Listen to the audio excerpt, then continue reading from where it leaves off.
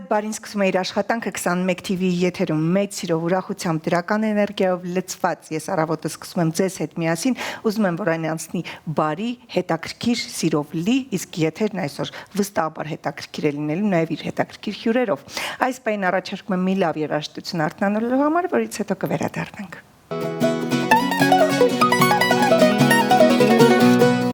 Դե ինձ սիրելիներս, եթե արդեն պատրաստել եք ձեր նախաճաշը կամ վայելում եք երեխաների հետ արձակուրդը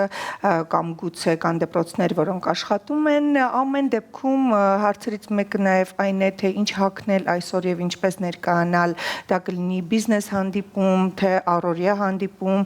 թե եղանակին համահունչ, այս բոլոր մասնագիտական հարցերին կտրվեն մասնագիտական պատասխաններ։ Մեր հրաշալի դիզայներ Նաիրա Հարությունյանի կողմից առաջարկում եմ այս պահին տեղափոխվենք նորաձևության հետքերով ու քայլենք Նաիրա Հարությունյանի հետ գնացինք Ողջույն ձեզ հետ կրկին Նաիրա Հարությունյանն է եւ մենք քայլելու ենք նորաձևության հետքերով Ինչ ուղղությամբ է շարժվում նորաձևությունը եւ ինչ է մեզ սպասում առաջիկա 5 տարիներին Այս ամենը բարձելու ենք այսօր միասին գնացինք Ինչու արդեն մի քանի սեզոն անընդմեջ ժանյակը դուրս չի գալիս մոդայից Իսկ այս տարի այն դարձել է նույնիսկ ավելի տարածված։ Իրականում սա պարզապես թրենդ չէ, այն վերադարձ է դեպի ակունքներ։ Ժանյակը Եվրոպայում հայտնվել է դեռ 15-ից 16-րդ դարերում եւ սկզբում եղել է շքեղության ու կարգավիճակի խորհրդանիշ։ Այն կրում էին արիստոկրատները, իսկ բարդ նախշերը ստեղծում էին ձեռքով եւ շատ թանկ արժեքով։ Ավելի ուշ տեխնոլոգիաների զարգացման շնորհիվ ժանյակը դարձավ ավելի հասանելի, բայց չկորցրեց իր հիմնական իմաստը՝ ընդգծել նրբագեղությունը, էլեգանտությունը եւ կանացիությունը։ Այսօր դիզայներները ակտիվորեն վերաիմաստավորում են ժանյակը։ Այն այլևս տեսնում ենք ոչ միայն երեկոյան զգեստներում, այլ նաև առօրյա հագուստներում, թոփերում, կիսաշրջազգեստներում, նույնիսկ սպորտային կերպարներում։ Այս հակադրությունն է նուրբ ժանյակի եւ պարզ սերերի, որ այն դարձնում է արդիական։ Ինչու է այն հիմա այսքան պահանջված։ Մոդայի աշխարհը շարժվում է դեպի գիտակցված կանացիություն։ Օվերսայզերի եւ յունիսեքսի փուլից հետո շատերը կրկին ցանկանում են ընդգծել իրենց անհատականությունը, մեղմությունն ու գեղագիտությունը։ Ժանյակը իդեալական կերպով արձագանքում է այս պահանջին։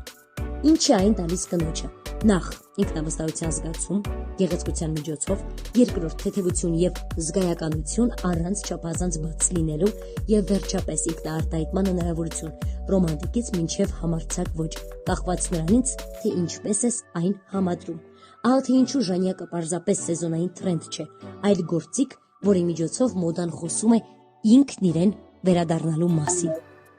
Դե ինչ միասին հասկացանք, որ գլխավոր տրենդը ոչ թե հագուստն է, այն ինքդ քեզ հետ լինել ազատ ու ներդաշնակ։ Ձեզ հետ Նաիրա Հարությունյանն է։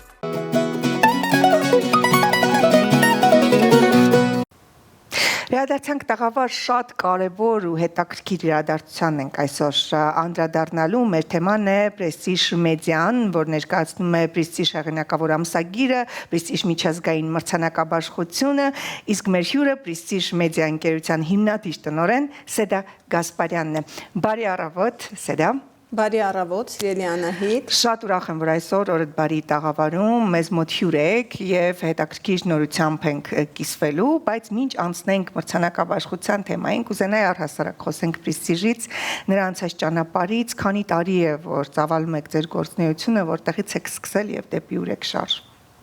Շնորհակալություն սիրելի Անահիտ հրավերքի համար։ Prestige մեդիան հիմնադրվել է 2020 թվականին, ներկայացնում է Prestige ամսագիրը, որը հասարակական, բիզնես, մշակութային, առողջապահական ամսագիր է, ներկայացնում է հատուկ հարցազրույցներ, հեղինակավոր ֆոտոշարքեր, միջազգային ճանաչում ունեցող հայտնի անհատներ։ Մեր նպատակն է բացահայտել տարբեր ոլորտներում գործունեություն ծավալող անհատների, գործարարների, բժիշկների, ովքեր իրենց գործունեությամբ նպաստում են Հայաստանի միջազգային հեղինակության ճանաչմանը, Հայաստանի միջազգային դերի ամրապնդմանը եւ իրենց կարեւորագույն գործունեությամբ շենացնում ու հզորացնում են մեր հայրենիքը։ Իրական շատ կարևոր գործունեություն, շատ կարևոր նպատակ։ Իսկ ինչպես եք գտնում այդ մարդկանց, որովհետեւ ոլորտները մեծ են, բժշկություն կլինի, բիզնես ոլորտ կլինի, այսպես ասած, ովքեր են դառնում այդ ընտրյալները եւ ինչ միջոցով։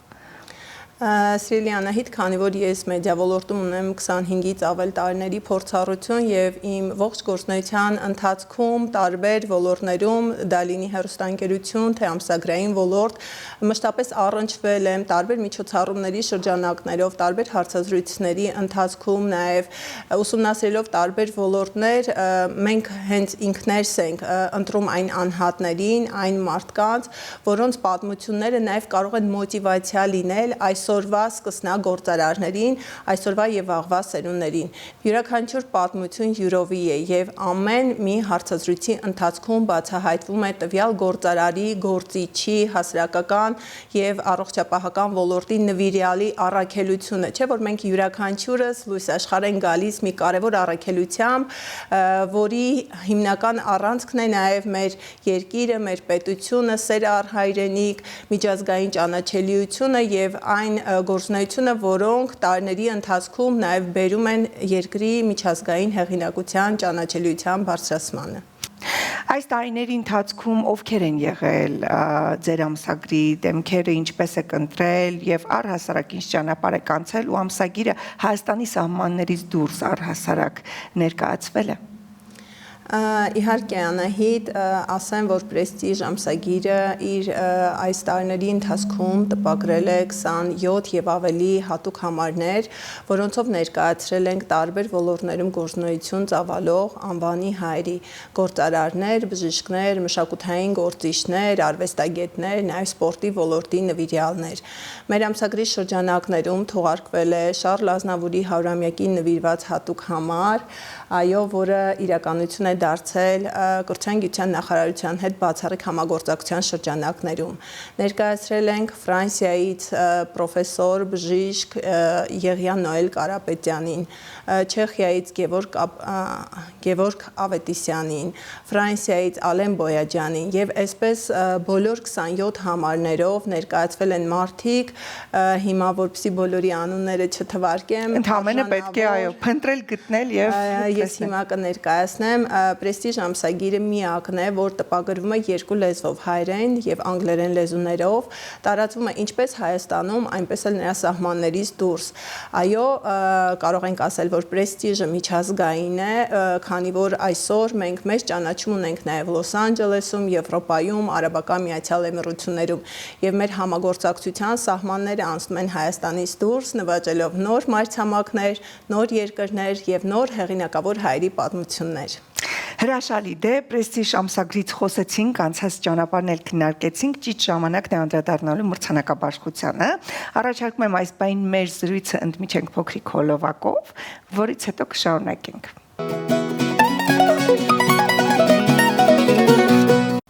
Հետաքրքիր է հոլովակից մենք նկատեցինք, որ մրցանակաբաշխությունն էլ ունի իր աշխարհագրությունը, հա, ոչ միայն Հայաստանում, այլ նաև Հայաստանի սահմաններից դուրս, ինչ է սպասվում այս տարի 2026 թվականին։ Սիրելի Անահիտ, ներկայացնեմ, որ Պրեստիժ միջազգային մրցանակաբաշխությունը արդեն տարիների պատմություն ունի։ Մենք մեր առաջին մրցանակաբաշխությունը սկսել ենք Վենետիկից 2024 թվականին, այնուհետև Դուբայ, 2025 թվականին Փարիզ, լեգենդար Գարնիե օպերա եւ կրկին Դուբայ, եւ ընդլայնելով մեր աշխարհագրությունը 2026 թվականի Պրեստիժ միջազգային մրցանակաբաշխությունը տեղի կունենա աշխարհի ամենահայաշատ համայնքներից մեկում Լոս Անջելեսում, ներկայացնելով հայերի համաշխարհային ճանաչումը, ձեռքբերումները, իրենց թողած մնայուն արժեքը եւ այն մարդկանց, ովքեր կարևոր նշանակություն ունեն երկրի պետության ճանաչման ու հանրահռչակման գործում։ Վստահաբար էլի պիտի հարցնեմ, ինչպես են ընտրվում այդ ընտրյալները, ովքեր ստանում են մրցանակ եւ առհասարակ բիզնես ոլորտում կամ բժշկության ոլորտում, այլ կարևորագույն ոլորտներում, հա, հանրայիտ մարդիկ կարող են իրենց նոմինացնել, թե ամեն դեպքում գոյություն ունի ժյուրի, որը որ ընտրում է նոմինանտներին։ Պրեստիժ միջազգային մրցանակաբաշխությունը կառուցվում է Պրեստիժ ամսագրի հիման վրա, նաև մեր մեկ տարվա ընթացքում իրականացված մասնագիտական հարցումների, վերլուծությունների, հանրային կարծիքի ուսումնասիրման հիման վրա, քանի որ, ինչպես նշեցի, մենք մրցանակաբաշխությունները սկսել ենք միջազգային մակարդակի, այսինքն Եվրոպա, Միացյալ Նահանգներ, Արաբական Միացյալ Էմիրություններ, մրցանակաբաշխությունները կազմակերպում են նաև մեր գործընկերներ ընկերների մեր միջազգային թիմի շնորհիվ ուզում եմ սիրով ներկայացնել Լոս Անջելեսի պրեստիժ միջազգային մրցանակաբաշխության գլխավոր պրոդյուսերն է ամերիկաբնակ Էդգար Այվազյանը, ով իր տարիների գիտելիքներով, փորձառությամբ կարևոր ներդրում ունի մեր միջոցառման լավագույնս կազմակերպման գործում։ Նշեմ, որ վերջերս Էդգարը հանդիպում ունեցավ Գլենդելի քաղաքապետ Արա Նաջարյանի և քաղաքային խորհրդի անդամ Արդիկ Հասախյանի հետ և ուրախությամբ կարող եմ նշել, որ Լոս Անջելեսում կազմակերպվող պրեստիժ միջազգային մրցանակաբաշխությունը իրականացվելու է Գլենդելի քաղաքապետարանի աջակցությամբ, որը մեր համար մեծ պատիվ է և օգտվելով առիթից ուզում եմ իմ շնորհակալությունը հայտնել քաղաքապետին, պարոն Նաջարյանին և պարոն Քասախյանին մեծ վստահության համար։ Երբ եւ որտեղ է տեղի ունենալու այս հրաշալի միջոցառումը։ Global Prestige Awards 2026 մրցանակաբաշխությունը տեղի ունենալու մայիսի 21-ին հանրահայտ Թագլյան համալիրում։ Հրաշալի եւ որպես վերջաբան մեր զրույցի կուզենայի իմանալ այս տարվա ծրագրերի մասին, առհասարակ ինչ է նախատեսում Prestige-ը։ Սիրելի Անահիտ, յուրաքանչյուր մրցանակաբաշխության կազմակերպական նախապատրաստական աշխատանքները տևում են մոտ 8 ամսից մինչև 1 տարի։ Ասեմ, որ Լոս Անջելեսի մրցանակաբաշխության նախապատրաստական աշխատանքները սկսվել են դեռ նախորդ տարվանից, բայց սիրով մեր հետևորդներին, մեր հայրենակիցներին ուզում եմ ներկայացնել, որ Լոս Անջելեսյան մրցանակաբաշխությունը միակ միջոցառումը չէ մասշտաբային, որը Prestige Media-ն իրականացնելու է 2026 թվականին։ Մենք նախատեսում ենք եւս մեկ մասշտաբային միջոցառում, որտեղ մասնակցելու են բացառապես կին գործարարները Եվրոպայում։ Մանրամասները կներկայացնեմ ավելի ուշ Լոս Անջելեսյան մրցանակաբաշխությունից հետո։ Մեր նպատակն է գնահատել, արժևորել իրենց ոլորտներում բարձր հեղինակություն եւ վստահություն ունեցող առաջատար լավագույն ընկերություններին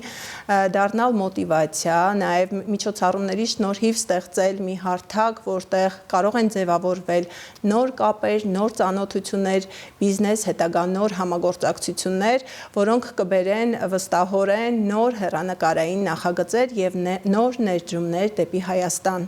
Մեր նպատակն է նաեւ 2030 թվականին Հայաստանում կազմակերպել մեծ մեգամասշտաբային մրցանակաբաշխություն, որին կմասնակցեն Prestige Media-ի կողմից կազմակերպված այս տարիների ընթացքում իրականացված բոլոր մրցանակաբաշխությունների մասնակիցները ներկայացնելու իրենց հաջողության պատմությունները եւ այն ձեռքբերումները, որոնք իրականություն են դարձել մեր միջոցառումների արդյունքում։